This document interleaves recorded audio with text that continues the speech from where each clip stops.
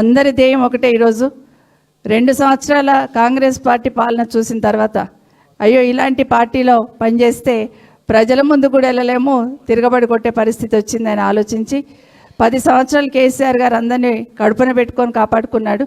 అన్ని వర్గాలని అన్ని ప్రాంతాలను అభివృద్ధి చేసుకుంటూ వర్గాలను చూసుకుంటూ సంక్షేమాన్ని అమలు చేస్తూ కన్న తండ్రిలాగా తండ్రి ఎట్లా బాధ్యత వహిస్తాడో తెలంగాణ రాష్ట్రం అంతా ఒక కుటుంబంలాగా భావించి ఆ విధంగా చూసుకున్న కేసీఆర్ గారిని బోడగొట్టుకున్నామే.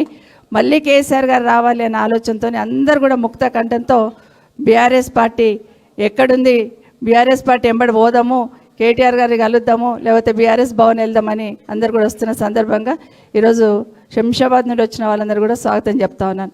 మోహన్ రావు మాట్లాడుతూ ఒక మాట అన్నాడు, రేపు లోకల్ బాడీస్లో 1 సైడ్ వేస్తాం మేడం అని. 1 సైడ్ ఖచ్చితంగా గెలిపించుకోవాలి. ఎందుకంటే మీకు మెట్రో ట్రైన్ మన దగ్గరికి రావాలంటే అక్కడ బీఆర్ఎస్ జెండానే ఎగరాలి, అది గుర్తుపెట్టుకోండి.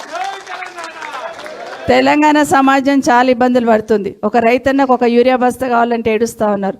ఒక యంగ్స్టర్ కాలేజీలలో ఫీజు కట్టాలంటే ఫీజు రియంబర్స్మెంట్ రాక ఏడుస్తూ ఉన్నారు. ఒక ఆడబిడ్డకు సంబంధించిన కష్టాలు మనం చూస్తూ ఉన్నాం. కిందికి వెళ్తే కేసీఆర్ గారు ఇచ్చిన మిషన్ భగీరథ నీళ్ళు కూడా చక్కగా ఇయ్యలేని పరిస్థితులలో ఉన్నారు. రైతు పండిన పంటలు అమ్ముకోవడానికి పరిస్థితి లేదు. ఇప్పటికీ కేసీఆర్ గారు ఉంటే రైతుకు సంబంధించి పత్తి రైతులకు సంబంధించి ఇప్పటికే కొనుగోలు కేంద్రాలు ఏర్పాటు చేస్తున్నాయి. కానీ ఇప్పటివరకు అవి దిక్కులేదు.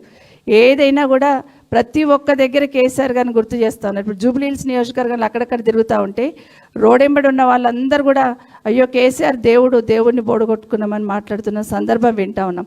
జూబ్లీహిల్స్ నియోజకవర్గం నుండి వచ్చిన వాళ్ళకి ఒకటే నా విజ్ఞప్తి, ఈరోజు ఈ రాష్ట్రానికి పట్టిన శని పోవాలంటే, ఈ రాష్ట్రానికి పట్టిన దరిద్రం వదలాలంటే ఖచ్చితంగా బీఆర్ఎస్ పార్టీని గెలిపించాలని అందరం కూడా ముఖ్యంగా ప్రతి ఒక్కరిని కూడా పేరు పేరున కోరుకుంటూ